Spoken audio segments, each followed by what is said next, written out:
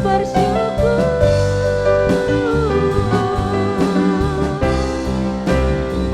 Sebab Kau kekuatanku, Kau gunung batuku.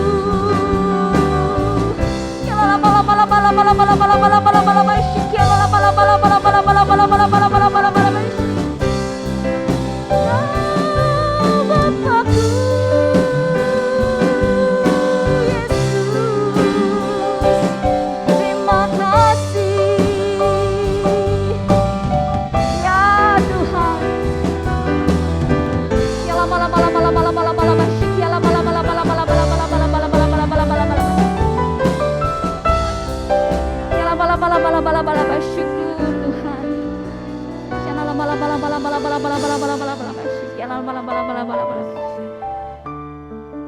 Terima kasih buat kasih setiamu dalam hidup kami Tuhan. Kaulah kekuatanku, Kaulah penghiburan dalam hidupku. Bapakku yang setia. Terima kasih Bapa, terima kasih. Ini hidup kami, biarlah untuk memuliakan nama-Mu Tuhan. Shanalabalabalaba syukur. Oleh kasih karunia-Mu Tuhan kami ada sampai hari ini. Terima kasih Yesus, terima kasih. Kalau ku ada hari ini Tuhan, semua karena kebaikan-Mu. Terima kasih, terima kasih Yesus, terima kasih. Terima kasih Tuhan, buat kesehatan juga buat kekuatan yang Tuhan beri dalam setiap pergumulan hidup kami. Engkaulah harapan kami, Engkaulah kekuatan kami. Hanya oleh kekuatan-Mu Tuhan kami akan terus berjalan, terus memandang Engkau Tuhan. Yesus Tuhan, gunung batu kami, kota benteng buat setiap hidup kami. Hari ini Tuhan, kami mau kembali deklarasikan kebaikan-Mu. Biar lewat pujian yang kami naikkan Tuhan, Engkau berjumpa dengan setiap kami yang ada di tempat ini. Kuatkan dan teguhkan kami kembali Tuhan. Kami rindu berjumpa dengan Engkau. Yang siap berjumpa dengan Tuhan, mari sama-sama kita katakan amin, haleluya. Mari Bapak Ibu Saudara, kita sama-sama bangkit berdiri. Kita mau akui Dia lewat pujian kita pagi hari ini. Ku diberi kuasa.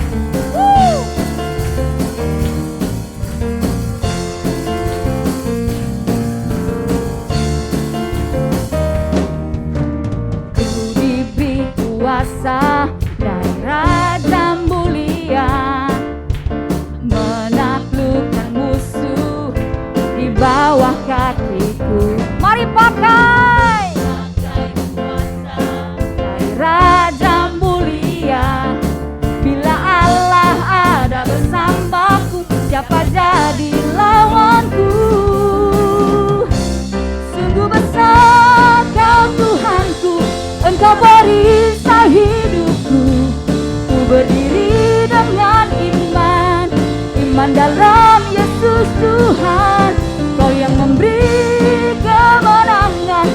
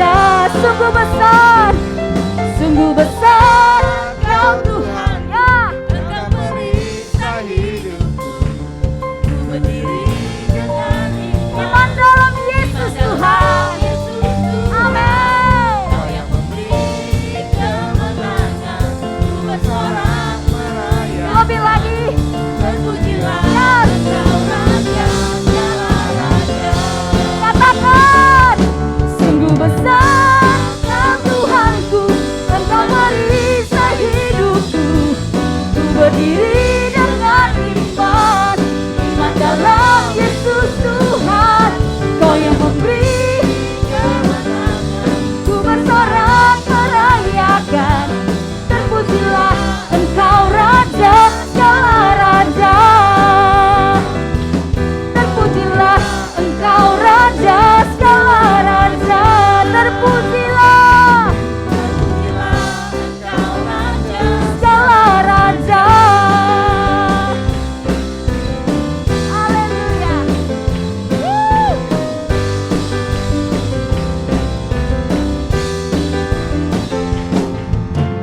Haleluya.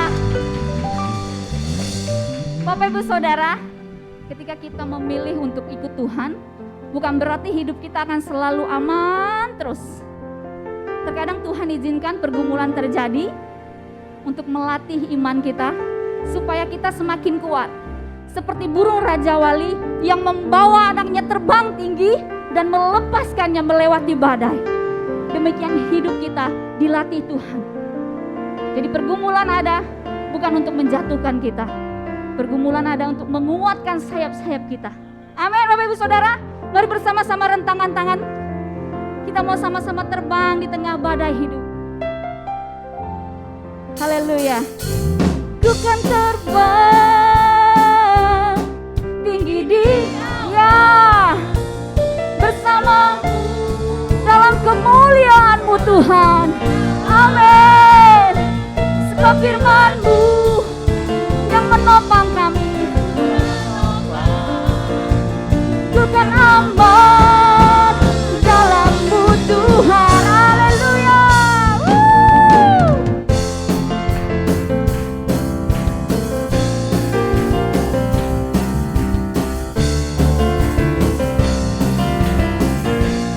Firman-Mu Tuhan, firman-Mu Tuhan, kita bagi hatiku. Janji-Mu terang bagi jalan-jalanku. Kebenaran-Mu menuntunku setiap hari. Ku menantikan, beri kekuatan baru. Mari terbang, ku kan terbang tinggi di awan bersama-Mu dalam kemuliaan. Sebab firman-Mu teguh menopang. Ku kan aman dalam-Mu Tuhan. Jalan-Mu Tuhan, jalan-Mu di atas jalan-jalan. Amin Tuhan. Rancangan-Mu melebihi rancanganku. Firman-Mu sungguh telah membebaskanku. Berjalan lebih tinggi, berjalan bersama-Mu. Sekali lagi sama-sama kita katakan, ku kan terbang tinggi di awan bersama-Mu Tuhan. Sebab firman-Mu ya teguh menopang. Dalam-Mu Tuhan, ku kan terbang tinggi di awan bersama-Mu dalam kemuliaan. Sebab firman-Mu teguh menopang. Ku kan aman dalam-Mu Tuhan. Ku kan aman dalam-Mu Tuhan. Ku kan aman dalam-Mu Tuhan. Yes. Haleluya. Kita akan aman di dalam Tuhan. Amin. Bapak Ibu Saudara boleh kembali duduk dalam hadirat Tuhan. Terima kasih Tuhan. Kami percaya ketika kami hidup di dalam Engkau, sekalipun badai datang, kami akan tetap aman di dalam Engkau Tuhan. Biar kebenaran-Mu yang membebaskan kami, firman-Mu yang menguatkan kami Tuhan. sebab itu, apapun yang terjadi dalam hidup kami hari ini, kami mau terus berjalan bersama-Mu Tuhan. Bapakku yang setia. Terima kasih Tuhan. Engkau ada bersamaku, ya, di setiap musim hidupku. Tak pernah Kau biarkan ku sendiri.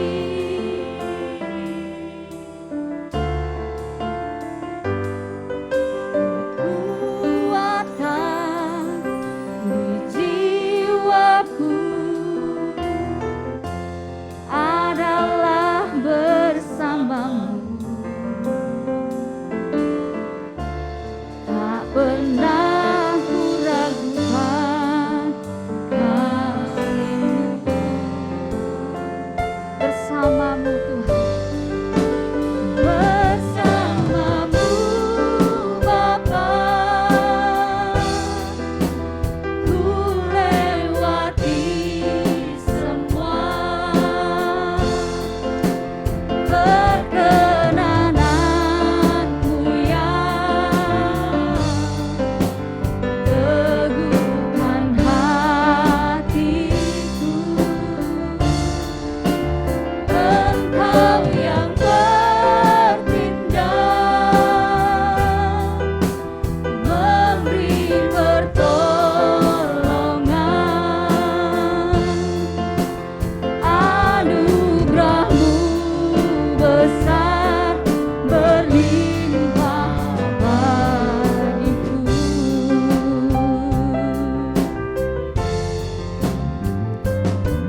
Engkau ada bersamaku di setiap musim hidupku. Tak pernah Kau biarkan ku sendiri.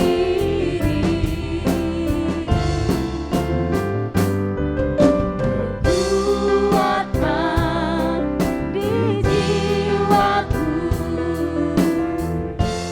adalah bersama-Mu. Tak pernah ku ragukan kasih-Mu. Oh, bersama-Mu Bapa, ku lewati semua perkenananmu yang teguhkan hatiku. Engkau yang bertindak, memberi pertolongan.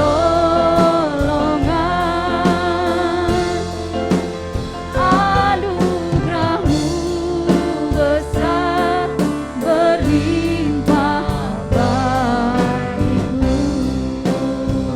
Bersama-Mu Tuhan, bersama-Mu Bapa,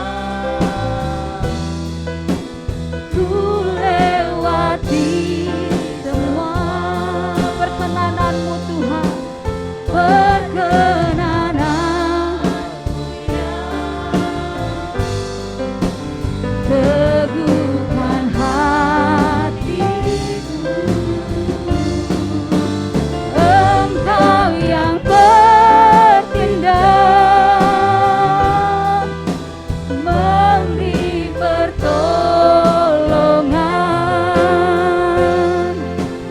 Anugerah-Mu besar berlimpah bagiku. Mari jemaat Tuhan saja katakan, bersama-Mu Tuhan. Bersama-Mu Bapa. Ini pengakuan umat-Mu Tuhan. Akan kami lewati semua dalam perkenanan-Mu Tuhan. Ya, teguhkan hati kami. Amin Tuhan. Engkau yang berindah, memberi pertolongan,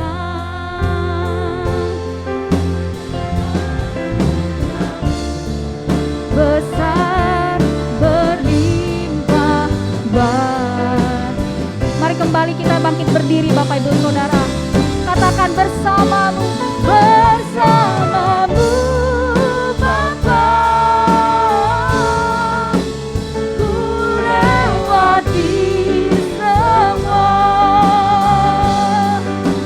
perkenananmu yang teguhkan hatiku. Engkau yang Kau berikan pertolongan Tuhan. Yes. Anugerah-Mu besar berlimpah bagiku. Bersamamu Bapa, Ku lewati semua perkenanan-Mu yang teguhkan hatiku. Engkau yang bertindak, memberi pertolongan. Anugerah-Mu besar melimpah bagiku. Anugerah-Mu besar, anugerah-Mu besar melimpah bagiku. Dengan rasa syukur mari katakan anugerah-Mu besar, anugerah-Mu besar melimpah bagiku.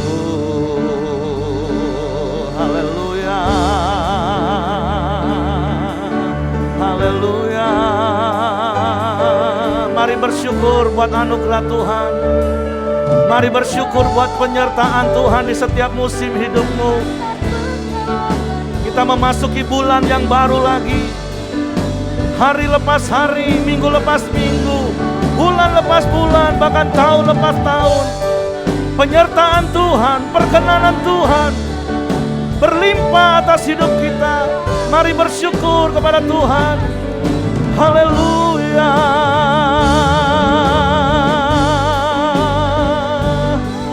Ajaib Kau Tuhan,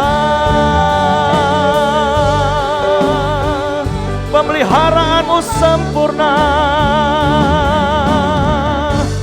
Bahkan saat kami dalam persoalan, Engkau menjadi jawaban bagi kami. Saat kami dalam pergumulan, Engkau berikan pertolongan bagi kami.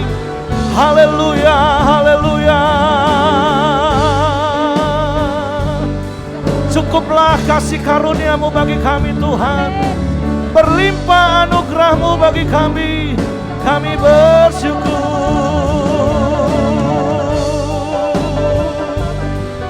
Terima kasih Tuhan.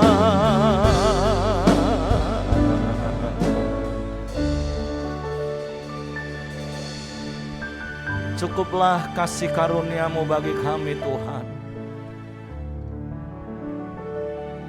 Bahkan di dalam kelemahan kami, semakin nyatalah kuasa-Mu dalam hidup kami. Sehingga kami dapat berkata kepadamu, segala perkara dapat kami tanggung. Itu karena Engkau yang beri kekuatan bagi kami. Kasih karunia-Mu yang menopang kami. Kasih karunia-Mu yang melingkupi kami. Kasih karunia-Mu yang meneguhkan hati kami. Kami tahu ada banyak kesulitan dan kesukaran di dalam dunia. Keadaan sekeliling kami tidak aman.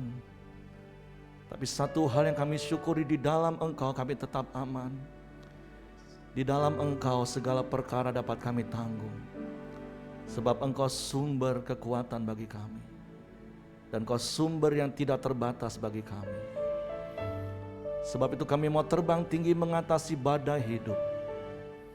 Karena kami percaya di dalam badai sekalipun, Engkau tetap ada bersama dengan kami. Bapak, terima kasih buat pagi hari ini. Kami boleh memasuki bulan yang baru lagi. Semua karena anugerah-Mu. Kami bersyukur kalau kami boleh lagi menghampiri tahta kasih karunia-Mu, bersekutu bersama-sama saudara seiman, berkumpul di dalam nama-Mu di tempat ini, dan Engkau hadir di tengah-tengah kami Tuhan.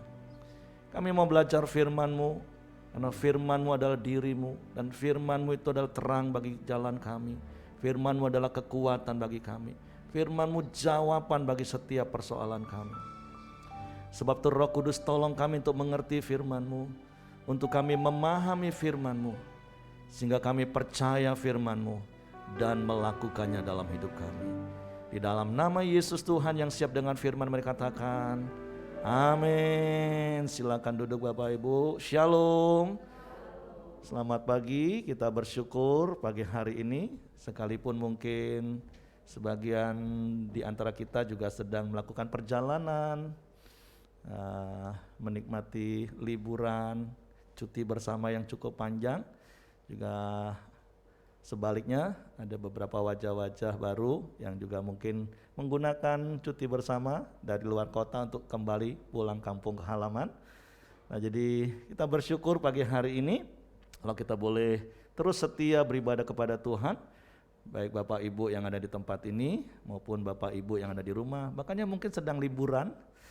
Selamat menikmati liburannya, tetap percaya perlindungan Tuhan, tapi ingat tetap lakukan protokol kesehatan.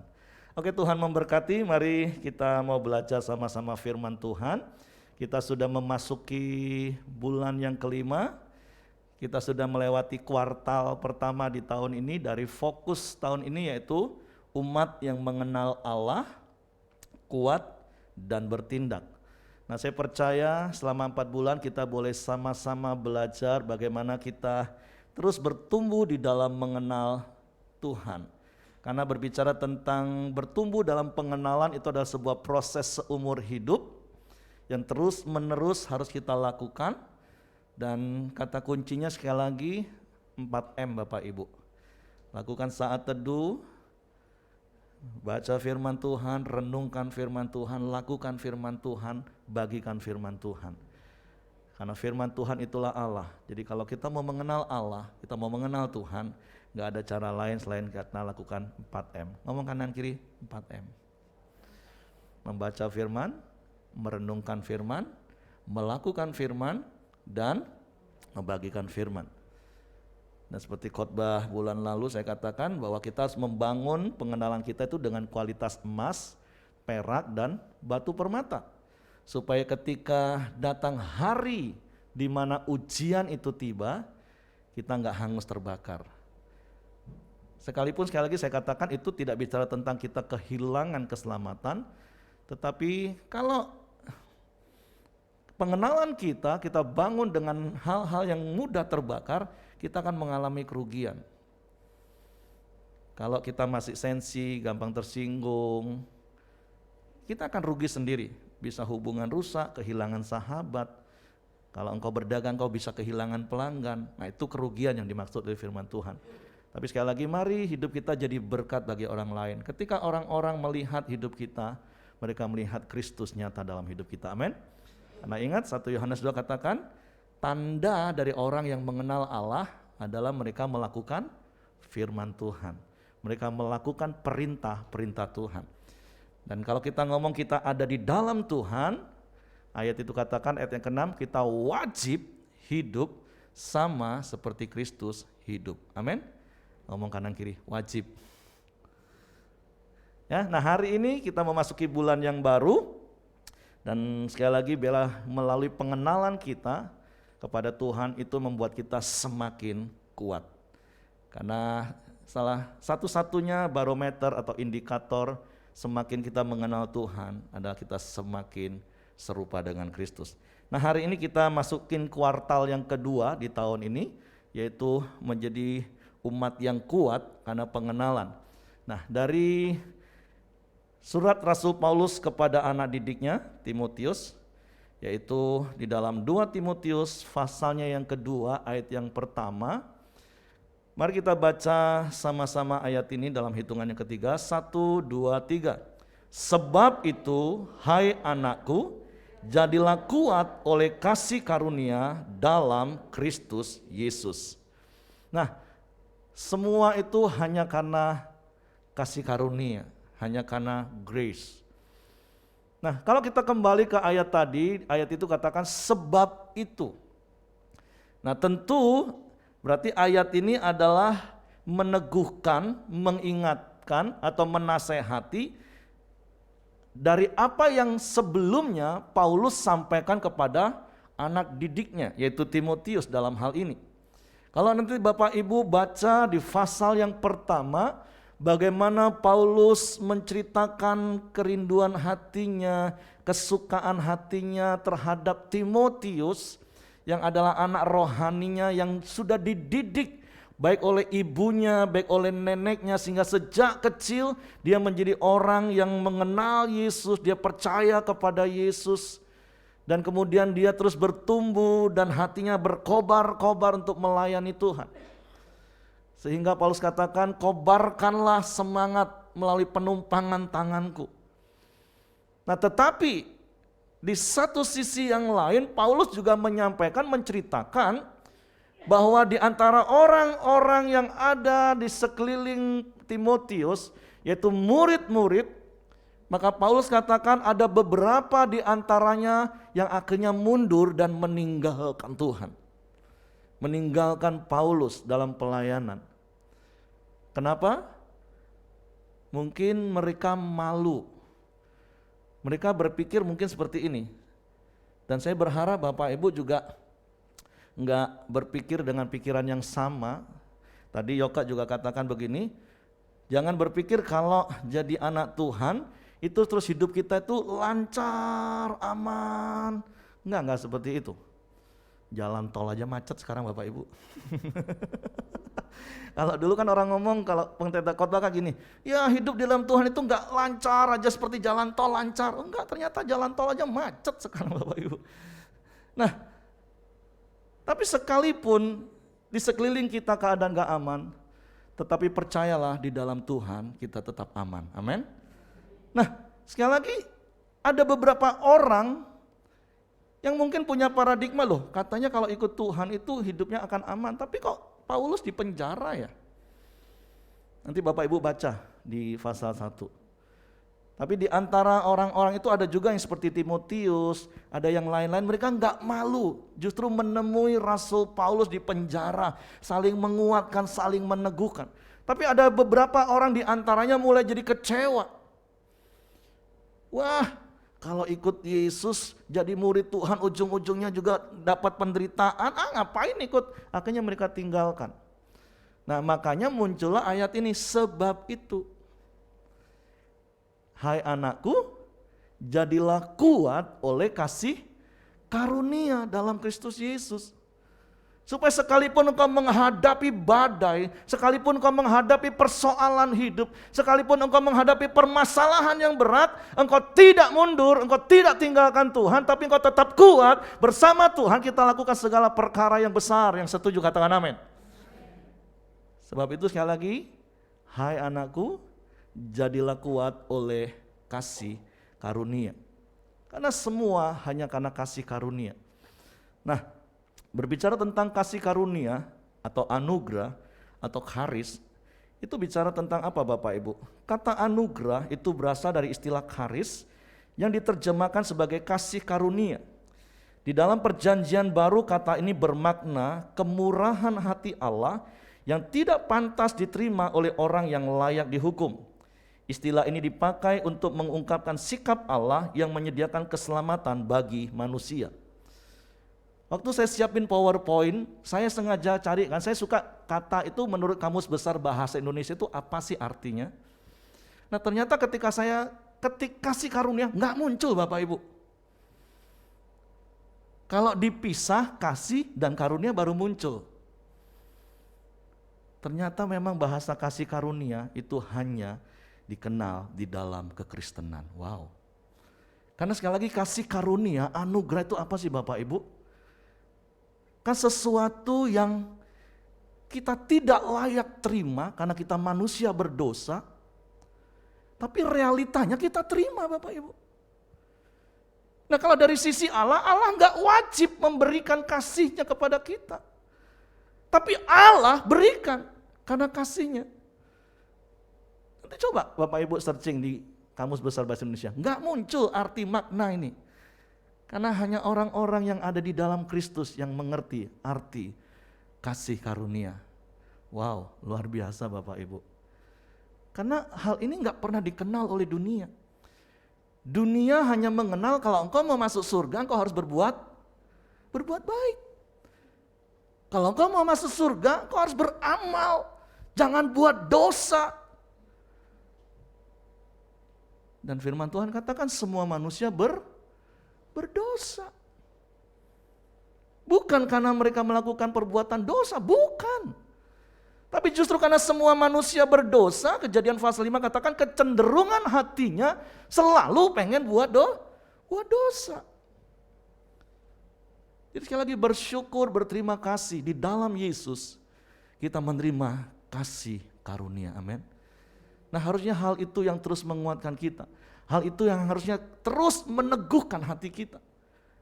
Bahwa kalau kita ada hari ini, itu karena kasih karunia. Petrus katakan kita ini sudah ditebus dari cara hidup yang sia-sia, yang menuju kepada kebinasaan, menjadi hidup yang berarti di dalam hidup yang kekal, di dalam kasih karunia yang Yesus sudah lakukan 2000 tahun yang lalu, yang 2 minggu yang lalu kita sama-sama rayakan, yang 2 minggu yang lalu sama-sama kita peringati bagaimana Dia yang adalah Allah dalam segala kemuliaannya, Allah di dalam segala keagungannya, tapi Dia mau hina turun jadi manusia dan bahkan taat sampai mati di kayu salib, mencurahkan darahnya menebus hidup kita manusia berdosa. Sehingga Dia yang tidak berdosa dijadikan dosa karena kita, supaya kita jadi orang benar. Wow. Kebenaran itu yang harus kita mengerti Bapak Ibu. Sehingga kita tidak lagi menjadi orang yang lemah. Begitu ngadepin masalah dikit akhirnya sudahlah.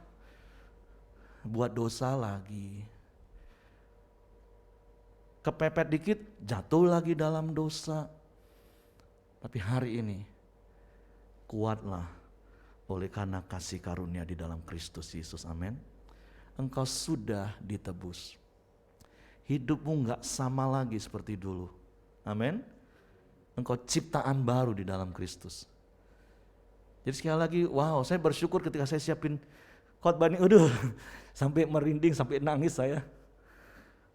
Dunia gak kenal kata kasih karunia.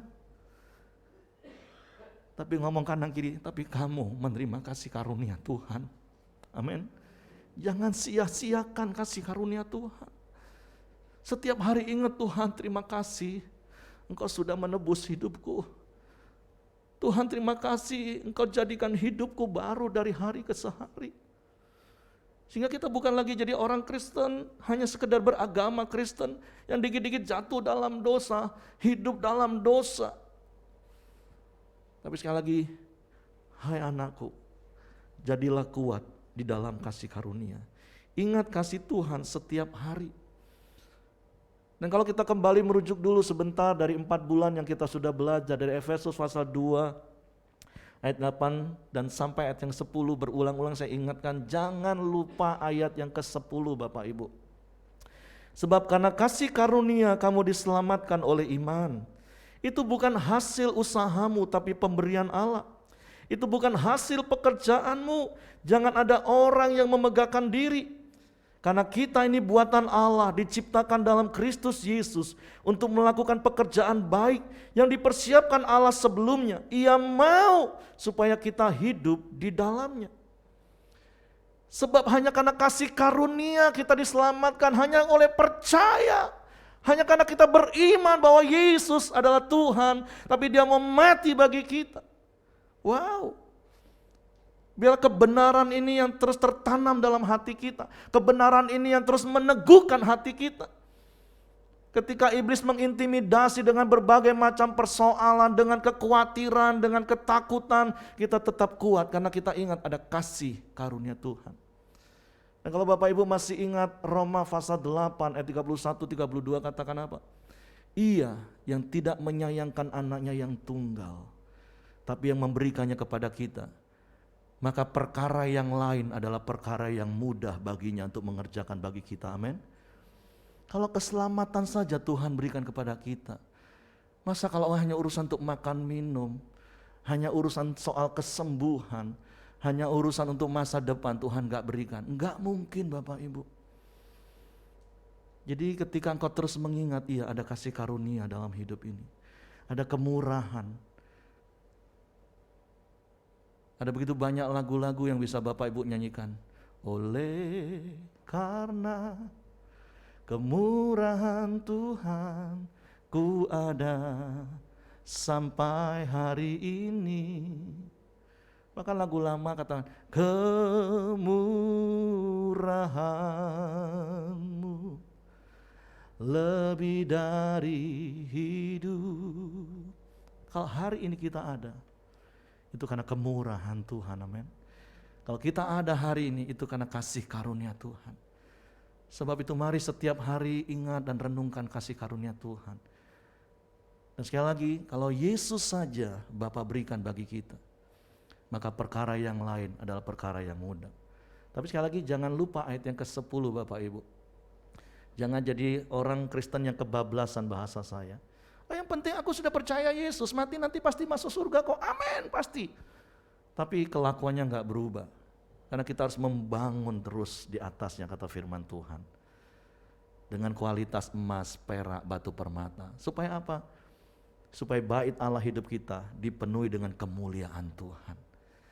Orang-orang melihat kemuliaan Tuhan. Makanya kalau kita kembali kepada ayat tema kita 2 bulan yang lalu berturut-turut di dalam Filipi pasal 3 ayat 10, Paulus katakan gini, yang ku kehendaki ialah mengenal Dia dan kuasa kebangkitannya dan persekutuan dalam penderitaannya, di mana aku menjadi serupa dengan Dia dalam kematiannya. Nah, saya sudah kupas ayat ini, bagaimana setiap hari kita harus merenung dan menghayati makna baptisan, itu bahwa manusia lama kita itu sudah mati dan dikubur bersama dengan Kristus, dan kemudian kita adalah ciptaan baru di dalam Kristus.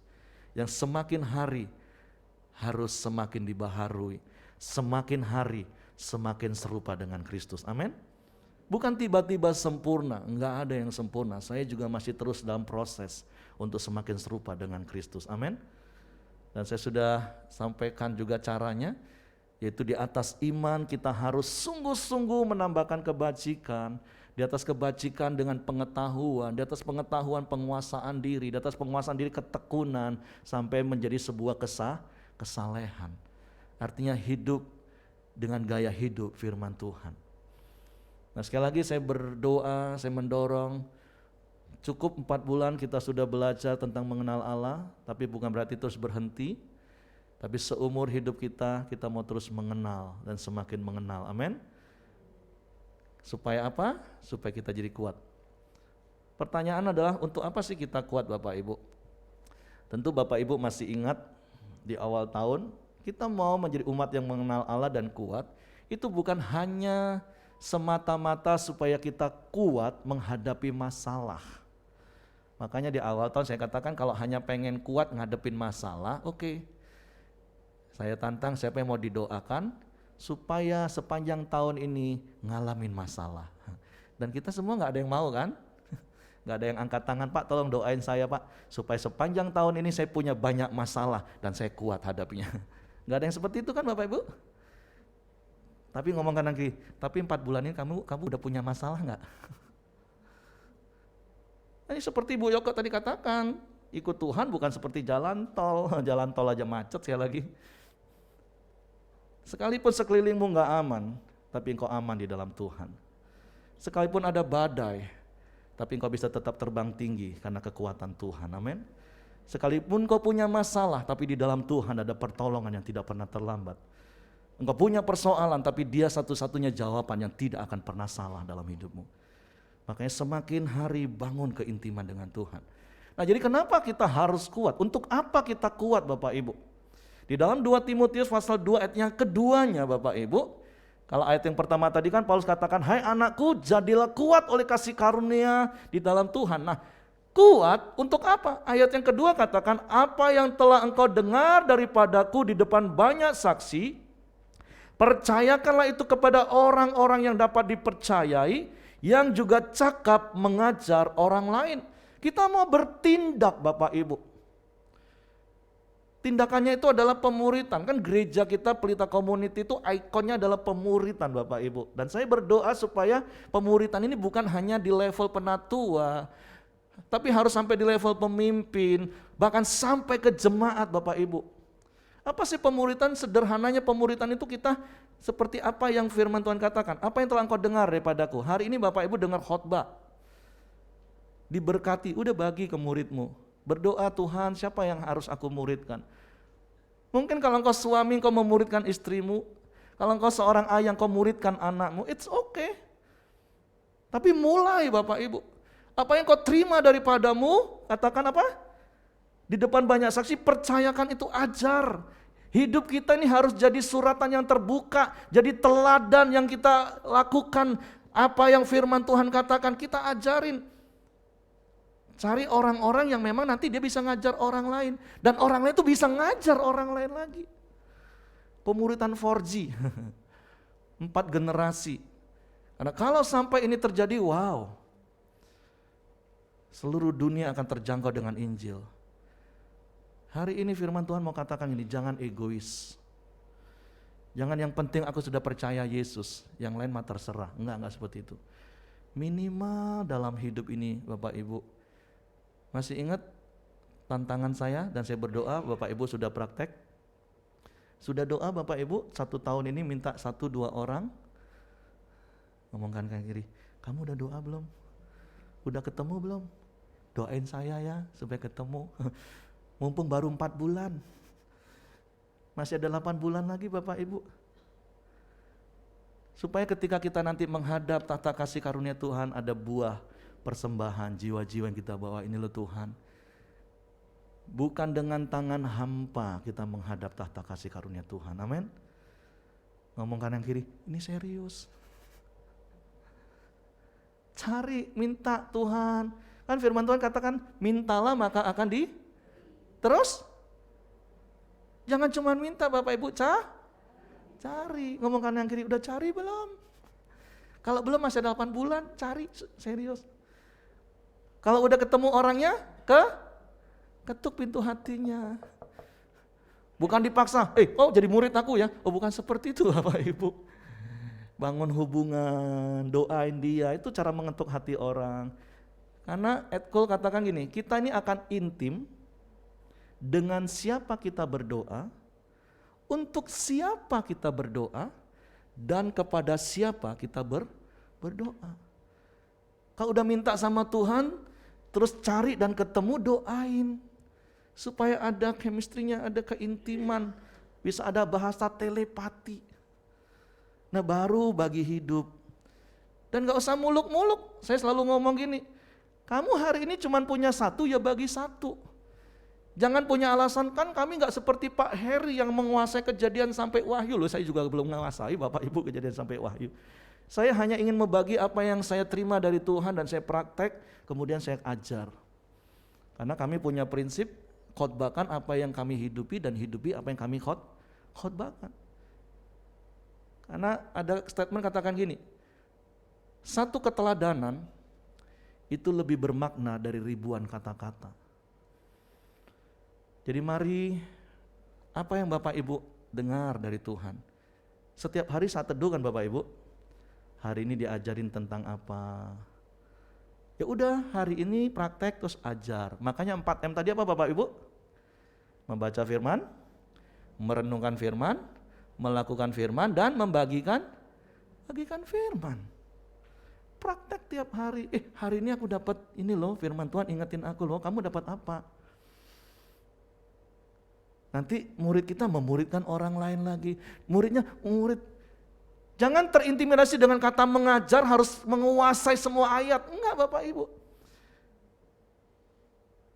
Orang tua cara ngajar anaknya gimana? Emangnya harus baca buku gitu? Woi, baca buku banyak-banyak. Anak duduk, papa mau ngajar. Enggak seperti itu kan Bapak Ibu. Kasih teladan. Nak, kalau makan tuh gini ya, jangan berantakan kayak gitu ya. Nak, kalau ada orang disapa, kan gitu cara ngajarnya Bapak Ibu. Sederhana enggak sebenarnya ngajar firman Tuhan juga? Yang penting kita sudah praktek. Sabar. Ngadapin suami yang emosi itu sabar. Ngadapin istri yang cerewet, sabar. Kan, tapi kalau kita sudah praktek enak enggak ngomongin kayak gitu? Halo? Kalau kita udah praktek mah enak. Amin. Jadi tujuannya kita kuat untuk apa Bapak Ibu? Supaya kita bisa bertindak. Tindakannya apa? Pemuritan. Apa itu pemuritan? Apa yang telah engkau dengar daripadaku di depan banyak saksi, percayakanlah itu bagi hidupmu. Di depan banyak saksi. Percayakan itu kepada orang-orang yang dapat dipercayai. Artinya begini Bapak Ibu, kadang kita kan ngadepin ya, ini orang sudahlah dimuridkan, dimentor, nggak mau berubah juga. Ya sudahlah, serahkan pada kasih karunia Tuhan. Cari orang lain yang lemah lembut, yang rendah hati, yang mau diajar, yang mau dibentuk. Jangan ngabisin waktu Bapak Ibu.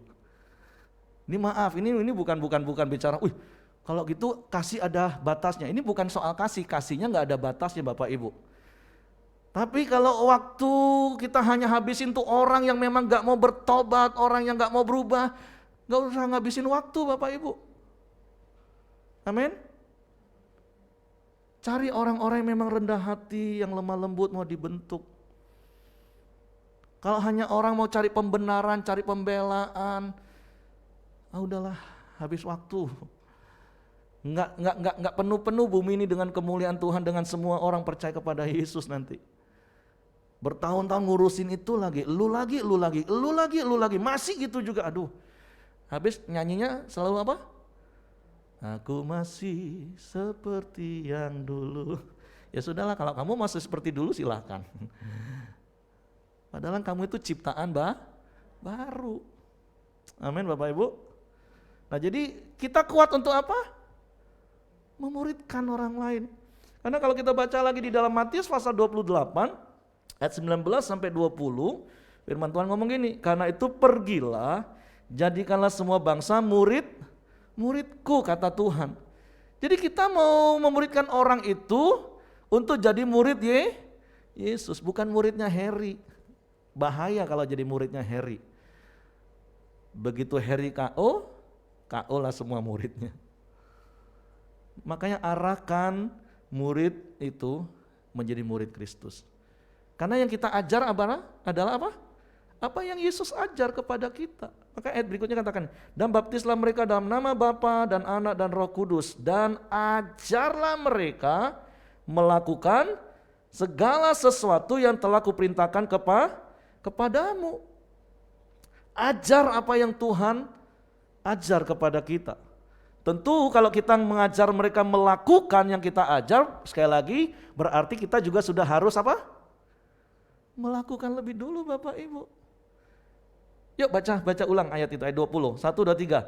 Dan ajarlah mereka melakukan segala sesuatu yang telah kuperintahkan kepadamu. Ngajarin apa Bapak Ibu? Ajarin mereka lakukan apa yang Tuhan sudah perintah kepada kita. Tuhan perintahkan kita sabar, kita ajari mereka juga lakukan sabar. Karena kita juga sudah taat kepada Tuhan yang memerintahkan kita sabar. Ajarin mereka untuk mengampuni, karena Tuhan mengajar kita untuk mengampuni dan kita melakukan pengampunan dan kita ajarin seperti itu. Ngomong kanan kiri, oh gampang ternyata ya. Coba ngomong kanan kiri, gampang kan? Halo? Gampang apa susah sih Bapak Ibu? Hah? Gampang. Oh cuman kasih contoh. Amin Bapak Ibu, kasih contoh, kasih teladan. Caranya sabar itu seperti apa? Amin. Nah, mengapa kita harus kuat? Kalau tadi, untuk apa kita kuat? Jelas, untuk kita lakukan pemuritan. Dan kita kuat hanya karena kasih karunia. Nah terus mengapa kita harus kuat Bapak Ibu? Karena kalau kita baca ayat berikutnya, di dalam 2 Timotius pasal 2 ayat yang ketiga, Paulus ngomong gini, ikutlah menderita sebagai seorang prajurit yang baik dari Kristus Yesus. Seorang prajurit yang sedang berjuang tidak memusingkan dirinya dengan soal-soal penghidupannya, supaya dengan demikian ia berkenan kepada komandannya. Oh ternyata kalau pemuritan itu walaupun gampang tapi kadang juga menderita. Apa penderitaannya? Harus rela berkorban. Tapi orang yang mengenal kasih karunia Tuhan, bahwa dia ada karena pengorbanan Yesus, maka dia juga akan bisa rela berkorban.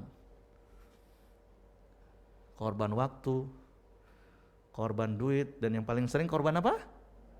Wah, kayaknya sudah pengalaman, berarti bagus. Berarti Bapak Ibu sudah memuridkan orang dan korban perasaan. Berarti Bapak Ibu udah praktek kan? Praktekkan terus. Karena memang untuk memuridkan itu kadang kita harus menderita seperti prajurit.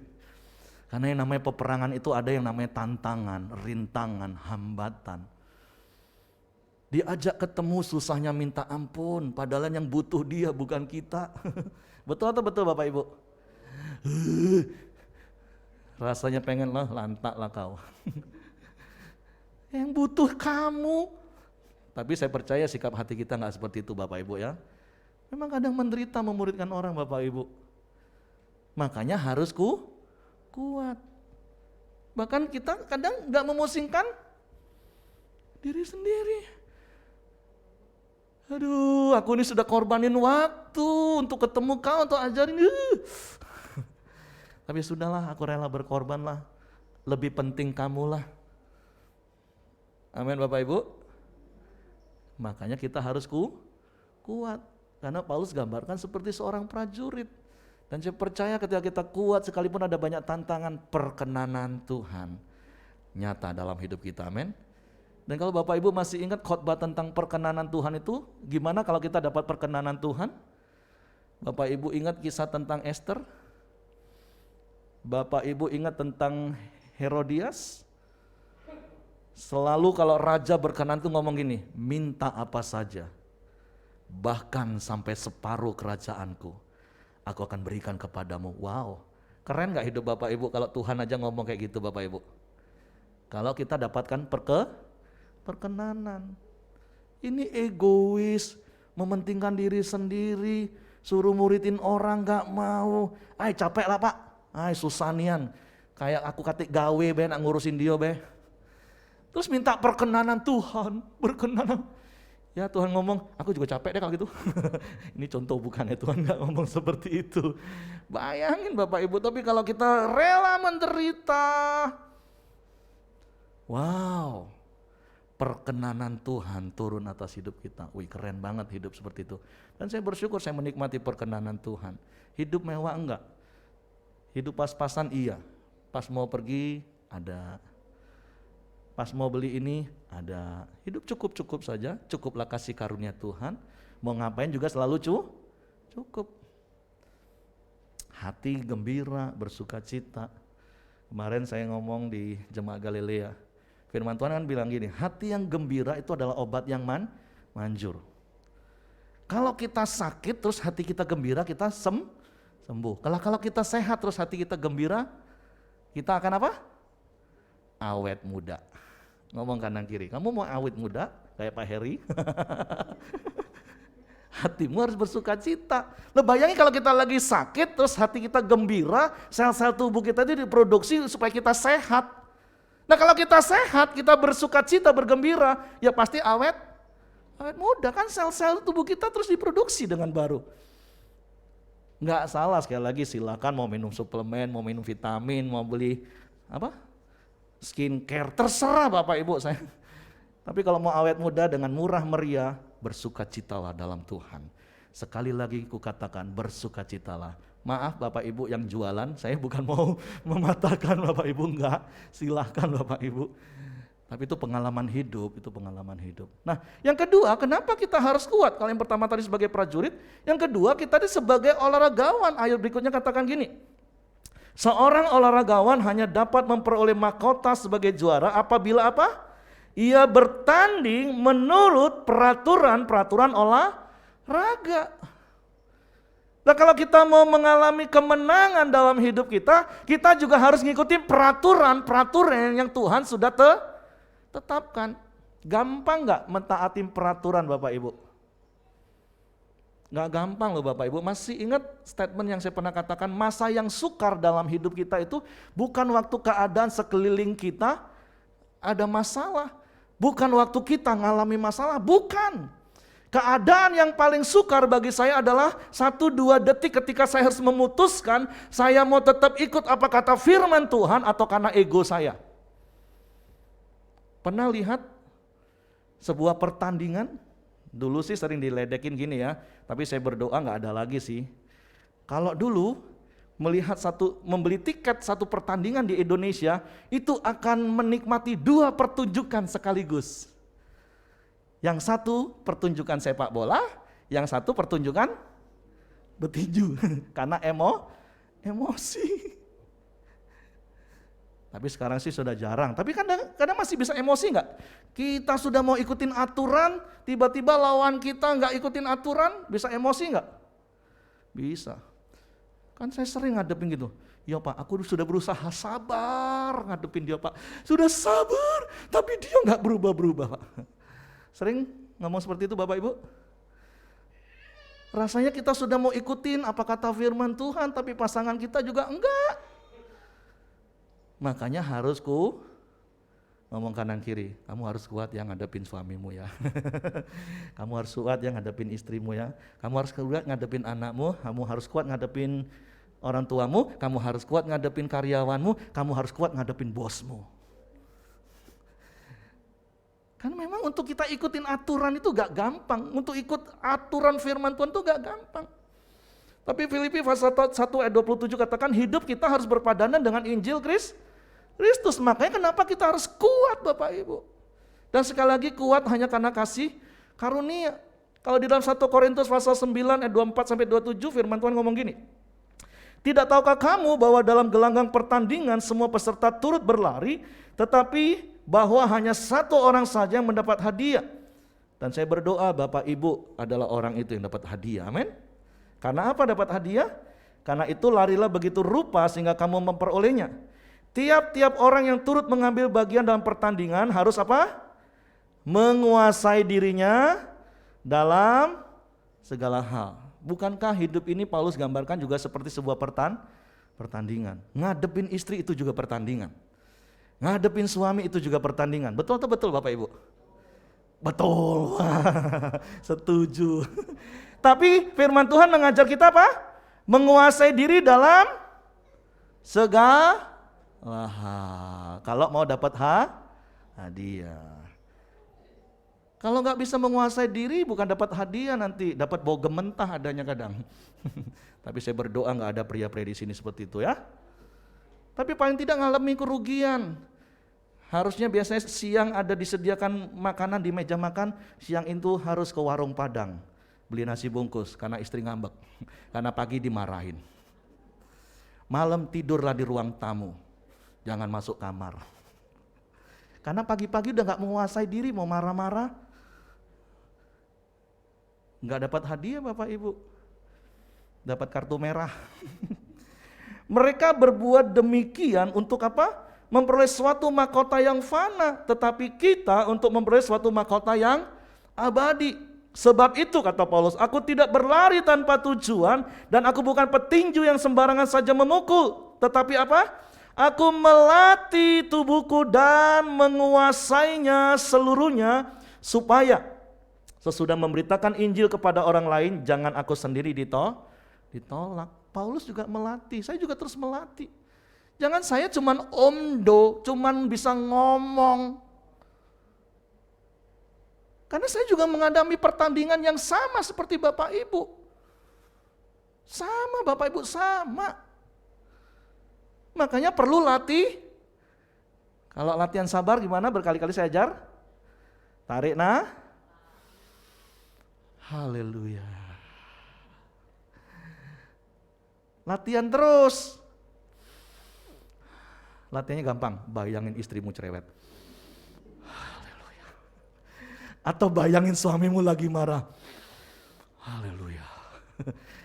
Kan latihan itu sebelum pertandingan kan Bapak Ibu? Iya kan? Jangan sudah bertanding berantem baru mau latihan. Nggak sempat, ngomong kanan kiri, nggak sempat.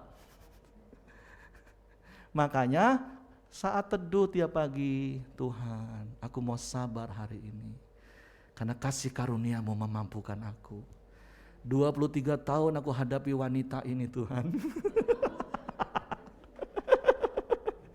Ya sama istri saya juga setiap hari juga doa, Tuhan terima kasih buat kasih karunia-Mu. 23 tahun ngadepin pria kayak Pak Heri gitu.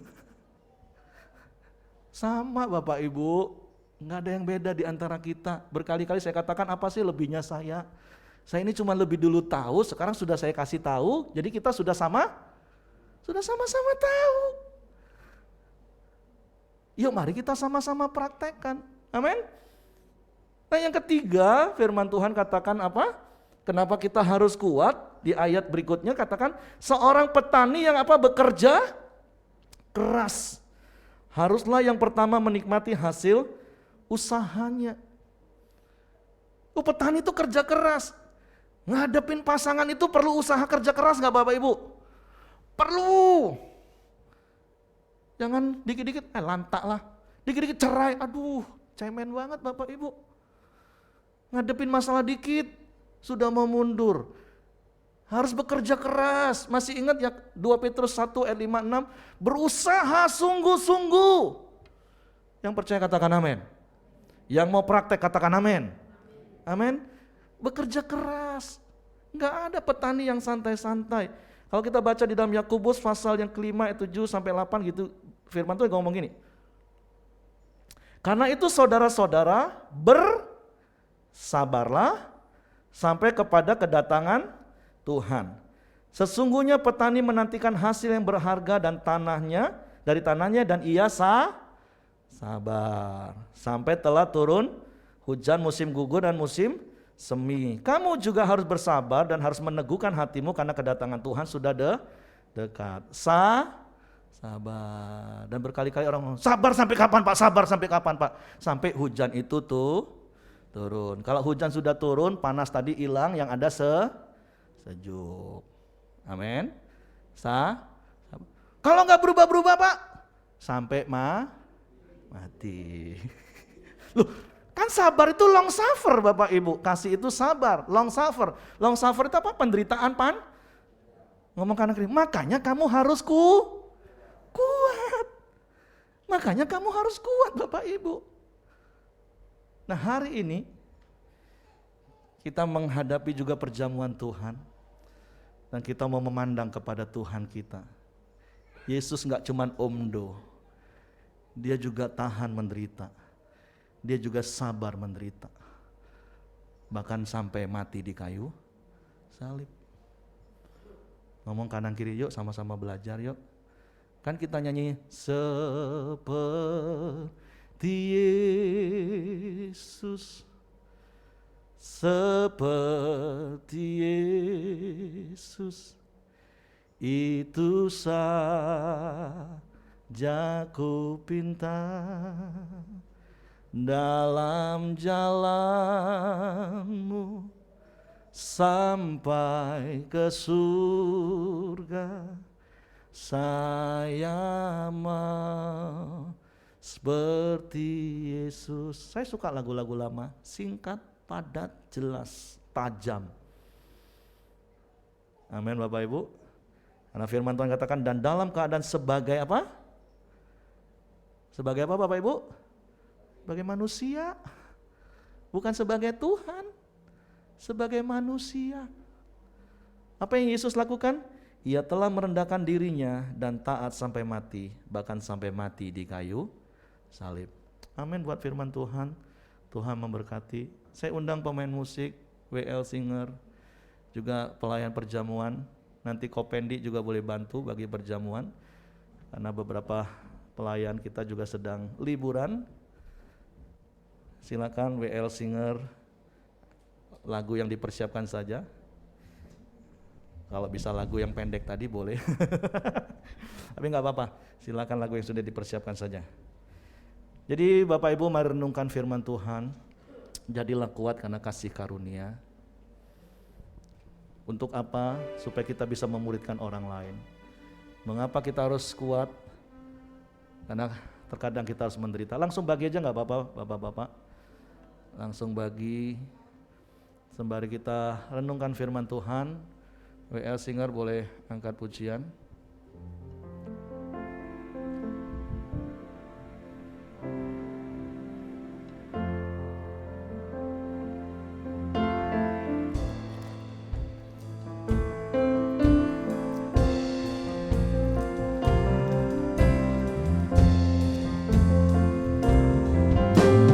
Ya Yesus telah mati bagiku. Dia Tuhan selamatkan jiwaku. Bagi Dia pujianku, tak dapat ku balas kasih-Nya. Saya minta izin buka masker. Ya jadi anaknya, beri damai di dalam hidup. Bagi Dia sembah. Mari kita bangkit berdiri sama-sama. Hanya Dia segalanya bagiku. Bagi Dia segala pujian, hormat serta syukur, kekal selamanya.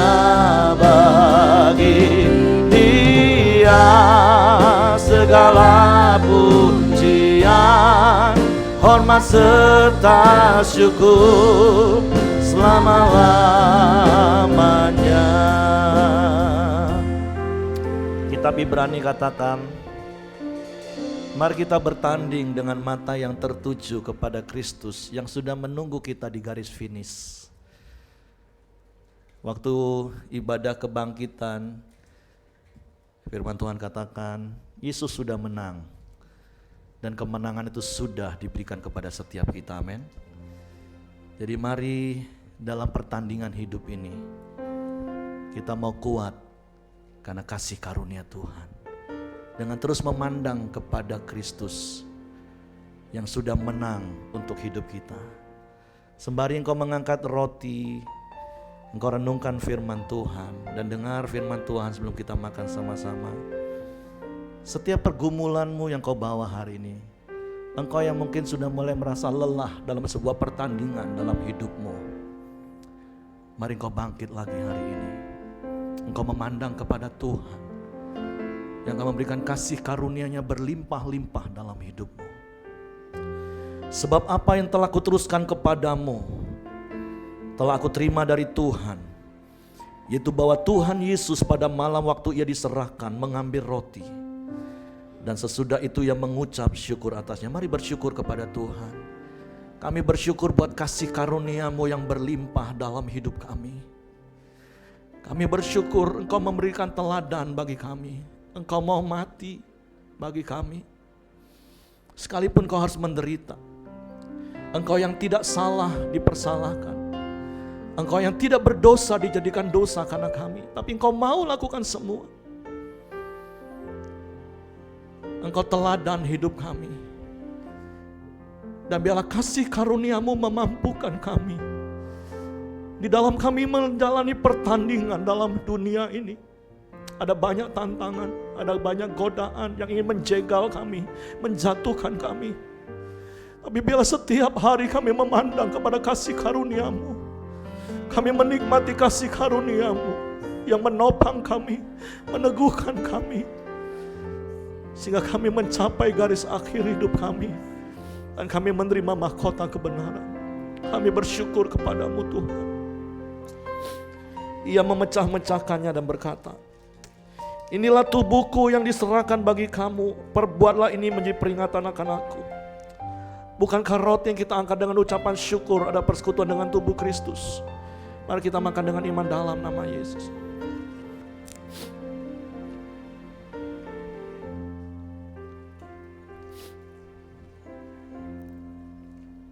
Mari kita angkat cawan. Dan sebelum kita minum, mari dengar firman Tuhan. Demikian juga yang mengambil cawan sesudah makan lalu berkata, cawan ini adalah perjanjian baru yang dimeteraikan oleh darahku.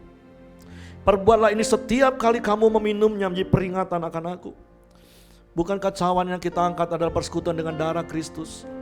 Mari kita minum dengan iman dalam nama Yesus. Haleluya. Mari bersyukur kepada Tuhan, mari bersyukur kepada Tuhan bagi hari ini. Curahkan isi hatimu. Apa yang jadi pergumulanmu? Mungkin kau sudah mulai berkata, berat Tuhan. Tapi Yesus sudah melakukan lebih berat dari apa yang harus kita pikul. Dia sudah mengalami pencobaan tetapi dia tidak berbuat dosa. Sehingga Ibrani katakan, sehingga dia dapat menolong kita yang dalam pencobaan. Karena dia sudah melewati itu semua. Dan dia menang dan berikan kemenangan itu kepada kita. Bapa, kami bersyukur, kami berterima kasih kepadamu pagi hari ini. Terima kasih Tuhan buat kasih karunia-Mu. Biarlah kami semakin hari semakin kuat di dalam kasih karunia-Mu. Karena kami mau semakin hari mengenal Engkau. Di dalam penderitaan dan kematian-Mu. Sehingga kami juga mengalami kuasa kebangkitan. Tuhan, terima kasih buat firman-Mu. Terima kasih buat perjamuan Tuhan pagi hari ini. Meneguhkan setiap kami. Di dalam nama Yesus Tuhan. Yang percaya mari katakan amin. Puji Tuhan. Silakan duduk Bapak Ibu. Selanjutnya kita akan dengarkan beberapa pengumuman multimedia dan serahkan kepada Bapak Simon Daud.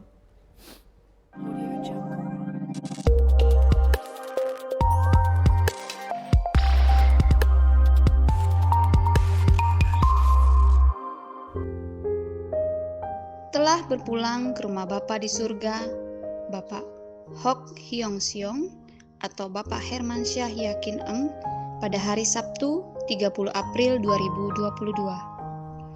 Jenazah disemayamkan di Yayasan Anke Puncak dan dimakamkan pada hari Senin 2 Mei 2022 jam 12 siang.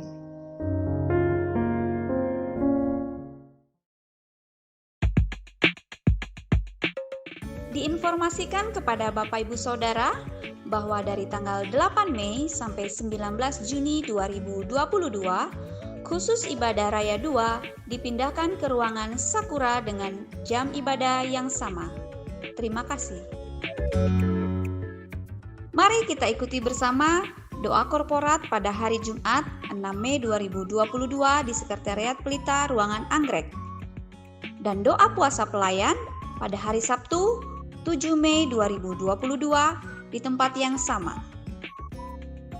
Kami mengucapkan selamat ulang tahun bagi Bapak Ibu Saudara yang berulang tahun di sepanjang minggu ini.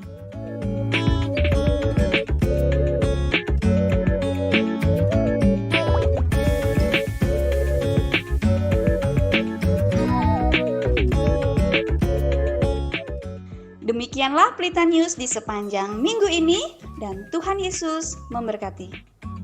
Baik Bapak Ibu, siapa yang diberkati dengan firman Tuhan? Ya, haleluya. Semoga firman kita praktekkan, semakin hari kita serupa semakin seperti Kristus. Saya undang Bapak Ibu, mari kita bangkit berdiri, kita akhiri ibadah kita. Bapa, kami bersyukur, berterima kasih Tuhan buat waktu dan kesempatan yang Kau sudah berikan kepada kami. Hari lepas hari Tuhan, penyertaan-Mu yang sempurna. Dan hari ini juga Tuhan, kami boleh datang di rumah-Mu Tuhan.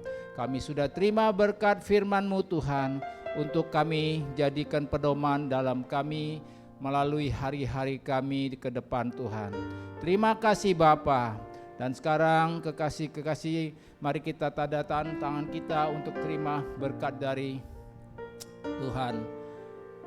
Kekasih-kekasihku, pulanglah dengan membawa berkat dari Allah Bapa, kasih sayang dari Tuhan Yesus Kristus, persekutuan dengan Allah Roh Kudus yang menyertai kita mulai hari ini sampai selama-lamanya. Yang sudah terima berkat katakan amin.